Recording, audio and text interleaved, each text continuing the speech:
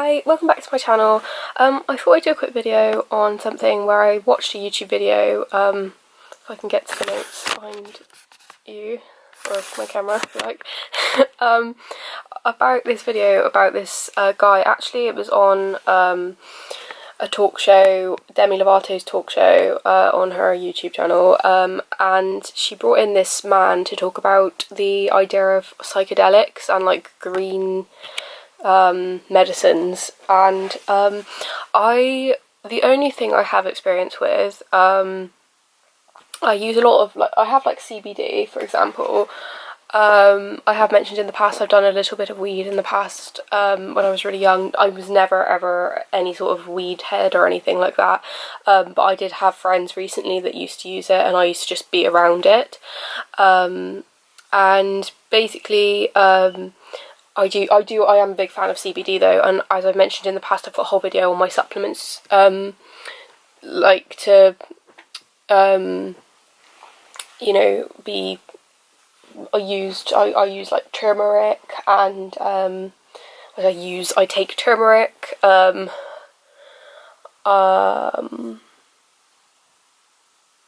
am aware of the effects though that weed has. I'm not advocating using weed, because it can have health effects. In a lot of places though it is legal, but obviously you've got to go on like the legal side of where you live, but just to put that out there, a little disclaimer.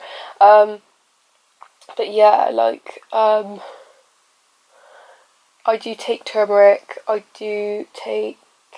can't think of any of the other, but I'm basically focusing mainly on like CBD and things like, I've never had any experience with opiates. I've never had any experience with opiates. I've never had any experience with like LSD or like acid, if that's the same thing, I don't even know.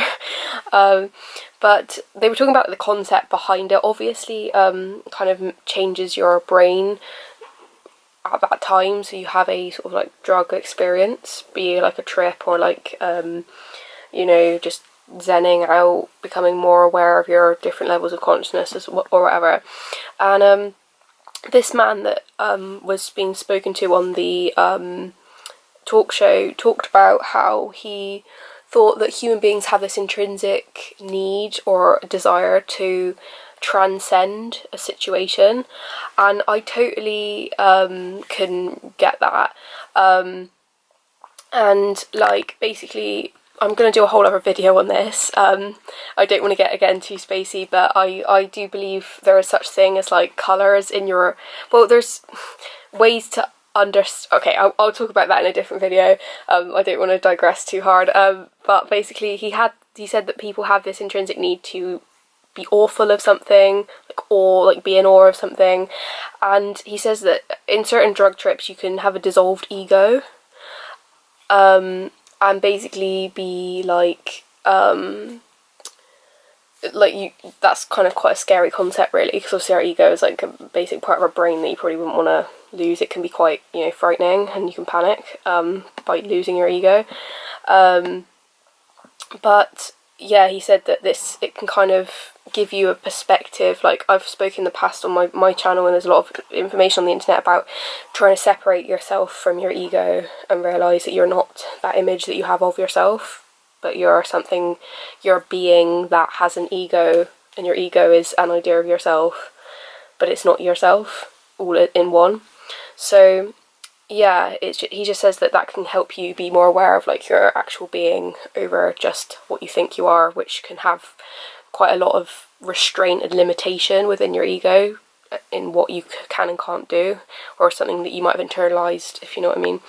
And he said the way he talked about being able to handle a drug trip or drug situation of, I think an opiate he was talking about, was quote unquote relax the mind and float downstream or something.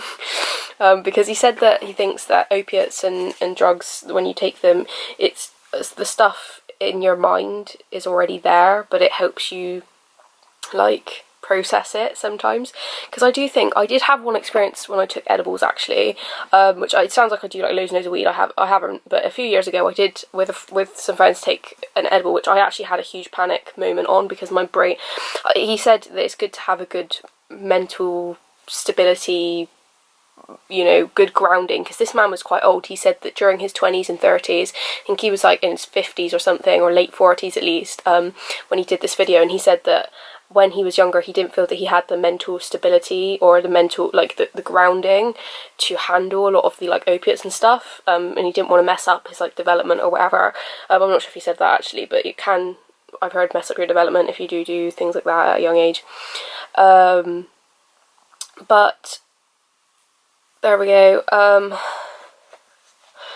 Because he also spoke about how it's not been proven, but there are theories to say that in evolution we've used plant medicines for like certain purposes in evolution, because like obviously things like magic mushrooms, or what we call magic mushrooms, you know, like opiate mushrooms and stuff, they've been around since the beginning of time, and they've been used throughout history to treat illness, and we know that for a fact. They've been used to treat illness and, you know, stuff like that. And like hopefully, you know, I know that obviously scientists are aware when they're trying to deal with mental health and develop new drugs and stuff, they obviously know all this, but yeah, they think that potentially evolution has been, you know, like magic mushrooms and stuff, they've helped develop human beings into the, you know, more developed beings that we are.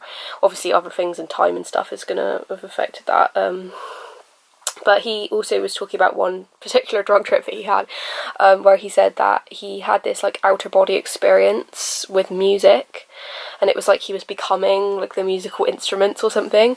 So not to say that I feel like I trip every time I listen to music, but I do feel I can kind of relate on some smaller level when I listen to music, that I feel like, I wouldn't say I feel like I'm the instruments, but I feel like my brain really engages with music, to the point where like I think it's helped improve my mental state, to be honest. I've always been a big music lover, to be fair, though. Like, I can't just like say, oh, since I've had mental health issues that's helped me, but I do think it has. But also I feel like my brain really engages with the music. I literally just I'm real, and I think anyone kind of does, but it's kind of like the same thing, but obviously being on drugs you'd probably be tripping out a bit, I guess, as well.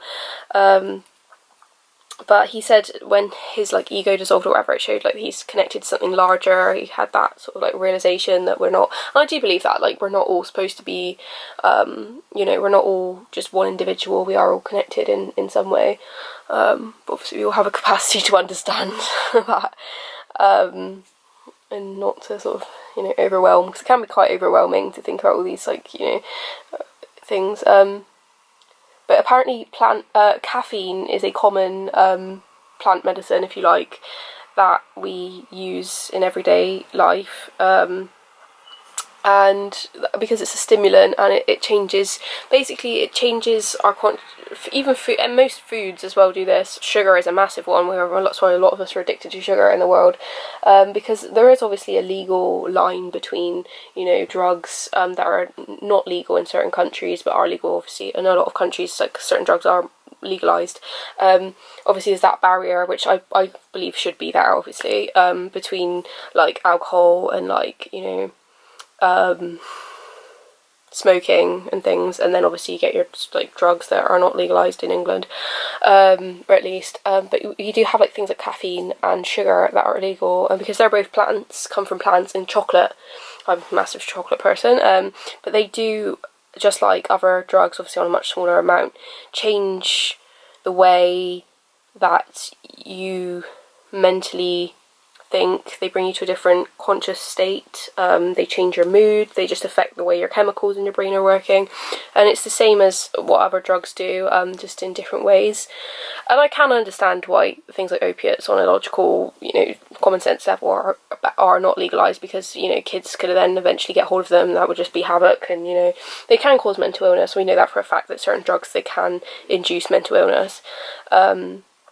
So, and not to say, like, even though this guy said that when you go for a drug trip, all that stuff's in your mind already, I would argue that the mind is very complex, and not everything that comes up in a drug trip is obviously going to be based around something real. It could just be some random, you know, a trip on a thought or a past memory that really is not based or grounded in anything truthful ever. So I just want to put that out there as well. Obviously I have very little experience in this, so I'm really mainly reiterating what this guy said and obviously drawing from my own you know, thoughts and experience that I have. But yeah, I thought this was quite an interesting topic. So yeah. I am going to do a video around something kind of related to this in a minute, but I'm not going to go into it now, so just check out my channel if you care to check out what that was. But yeah, thank you for listening. Bye!